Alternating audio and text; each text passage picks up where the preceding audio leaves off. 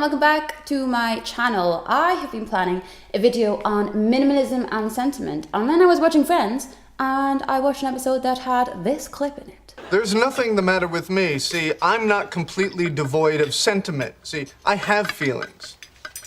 Okay, fine. Don't say that I have no sentiment.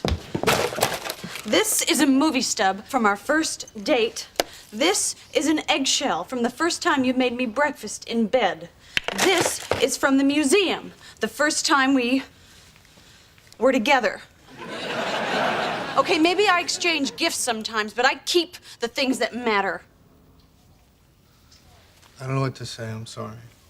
So there are two things that I think are particularly noteworthy about this clip. And the first one is Rachel's attitude, or rather how Rachel is seen because she is somebody who exchanges gifts. So what Rachel essentially does is she accepts gifts, things that she would not use, she takes them back to the store in exchange for things that she will use or that she will wear. Which from a minimalist perspective is very sensible and very, very logical, because otherwise she will just be hanging on to things that she doesn't like or use or need and just be holding on to them out of obligation or guilt. And what's quite annoying is in the whole show, she's often thought of as materialistic or, as someone who doesn't care because she does this. But what Rachel's actually doing, which is very, very good, is she is establishing the difference between, emotion and object.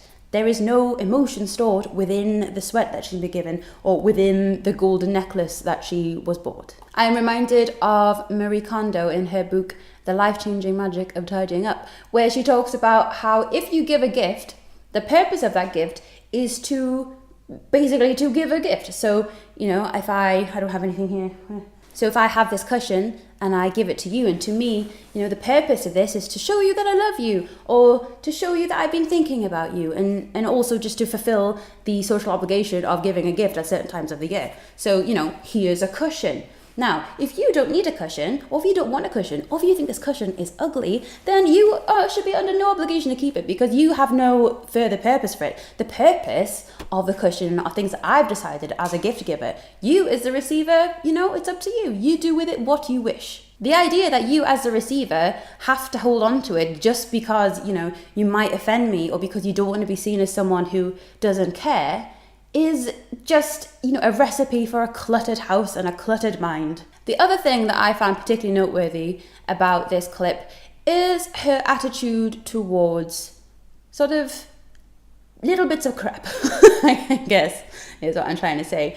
And this is something I've thought about quite a lot because I think it's very similar to people's attitude towards social media. So there's this idea of collecting things in order to illustrate your worth or your value. So, here are a collection of things that demonstrate that I've lived an interesting life or a fun life or that I have lots of friends or that, I've got incredible memories attached to them. It's a case of, it's almost like you're trying to make a point. And no one's consciously doing this. I'm not accusing anyone, but I think, in my opinion, that is sort of the psychology behind it. It's this idea that the more you have and the more sentiment invested in the things that you have, the more you are worth. But your worth is not decided by any things or any people or anything external. Your worth is purely an internal and, mindful thing. I think there are two main reasons as to why you may collect evidence of your time here on earth, whether that be in the form of, social updates or taking pictures or this kind of thing, or collecting physical objects. And the first one I would say is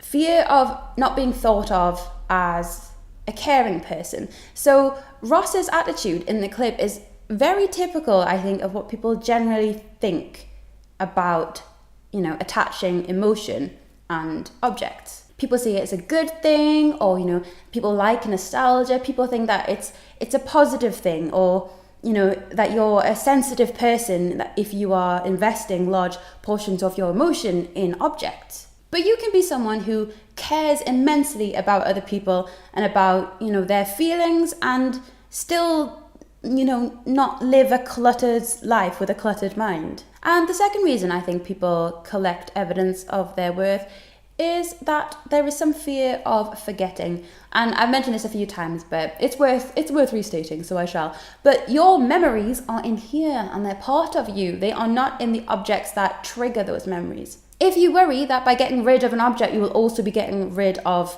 that you will never have that memory again, then it's, take a photo, digitalize your memories, and then they're not going to be taking up, physical space in your life. So there are some thoughts that I had from that clip from Friends. And I don't want to pretend that I'm someone who, has absolutely no emotional connection to the objects they have. Because if anything, with minimalism, because you have fewer things and everything you have is useful, you can find yourself getting a little bit too protective over things, or, because you only have one of something, you don't want to let that person borrow it, or you don't want to accidentally misplace it or leave it there, because if you don't have it, then you have no backup. Whereas, I lived a life of backups before I got into minimalism. I had like 4 or 5 of everything and, nowhere to keep them. But what was my point? But it's important to be constantly aware of how much of ourselves we are investing in objects, whether that's emotionally or whether that's our time. Everything that we own takes something from us. Now this is, actually, I will tell you this. I thought that I had stumbled across an amazing analogy, and then I was reading an article and someone else had done it too. But I just want to say that as far as I'm concerned, I came up with this first, but apparently 2 people could come up with the same idea. But anyway, if you're a Harry Potter fan, right? Like a Horcrux? To me, this is the way I see it.